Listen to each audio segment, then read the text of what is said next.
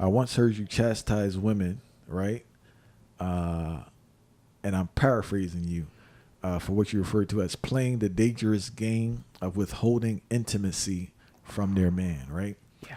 How destructive is the practice of withholding intimacy from your spouse, whether it's the male or the female? It's very destructive because what happens is, and this is what I've been saying this for you. This is what I call it. You signed up to be the sole provider of that man, right? You signed up to be their sole provider. So therefore, you signed up to make sure that every single portion of him is taken care of mentally, psychologically, emotionally, in the bedroom, cooking, clean. You signed up to care for this man. So if you signed up to be the only one that he can lay down with, if he can only have physical intimacy with you and you're not providing it, then what do you expect him to do? Come be a part of history and experience the sharing of wisdom from some of the most brilliant thought leaders in our community. Come see Muda Baruka, Styles P, Nori Muhammad, Lawrence Haja, Dr. Dorothy Holly, Dejaz Mach Kwasi, Deborah Hines, and Midwife Asasia impart their wisdom at Groundings with My Brothers and Sisters, a holistic health conference. A plant-based breakfast and lunch are included. Looking forward to seeing you there. And I will say this, stepping out of the connection, out of a committed connection, whether you're married or not, is never okay. I will never condone that ever. But at the end of the day, we have to be realistic, because if you signed up to be the sole provider of that man and you know that he has needs and you know he has desires and wants, and you're telling him no, or you're giving it to him once a month, or like make sure whatever it looks like to him to be taken care of, you're taking care of it. Because if not, then how do you expect for that connection and that bond to stay alive? Because what happens is when they withhold it, then the men end up being resentful.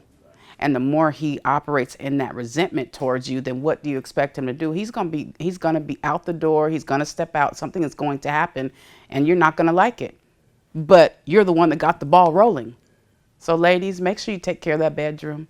It's imperative. But what's the disconnect with that reality? I don't know. It seems to be a collective disconnect There, with that reality. And I'm going to take it back to the root. I'm a root puller. So I'm going to take it back to the root. A lot of the women get into connections, and what happens is they don't share with their person that they went through things, that they experienced things as children, that they experienced things in adolescent years that they shouldn't have gone through. Also, on top of that, not only are they sharing it with their person, they're also not going out and getting the help for it because of the shame, of the guilt. So, and when it comes to this, I never fault anybody for falling victim to this. But at the end of the day, we're adults, and so we still have to work on it, because you, like I said, you signed up to be in this committed connection. So therefore, it's your duty to make sure that you dig out your stuff, that you deal with your stuff, that you get help for the stuff that you experience. We understand that it happened to you, but we're adults now. We still have to do better. And if you're not ready for that man in that way, then leave him alone. Yeah.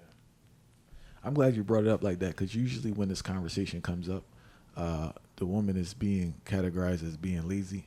And a lot of times it's much deeper than that. Yes. And because molestation is so rampant in our community, there's a high probability that she has been sexually abused. Absolutely. And that can impact her view or her view on sex, or her want sex. Yes, absolutely.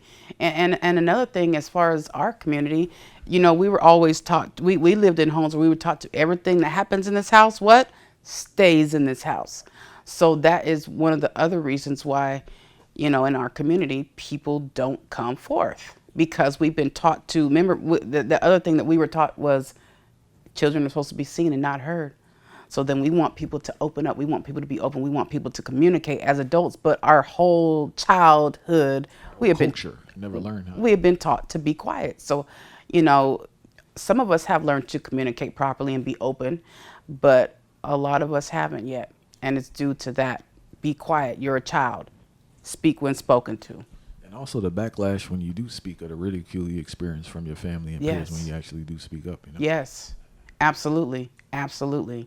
They view it as disrespectful, and so it's imperative to, even as parents, it's imperative to allow our kids to speak, not be disrespectful, but to speak. One of the things I've always done with my children is allow them to speak up, and they're great beings right now because of it. And there's another aspect to this conversation we have to add on there, where men and female need to be patient with their spouse, because a lot of men are suffering from erectile dysfunction. Yes. So they're not in a position to please their woman sexually. Yes, You know? absolutely, absolutely. Okay, and then when it comes to that, I will say this. Or a woman, I'd add, or a woman that has something else going on where she can't engage in sex. Yes, absolutely. And it is on both sides of the spectrum. But as far as men with ED, what I will say to this is, ladies, sometimes it's your mouth. Sometimes it's not about that he can't perform.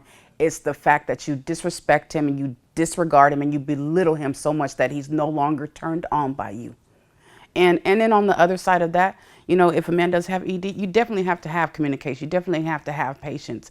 But you also have to, you know, utilize what's out there for you. There's bladder there's CMOS, there's different things like holistically that you can do. I know a lot of people don't like to sway along the ways of pharmaceuticals, but there are holistic ways in which things can get back on track.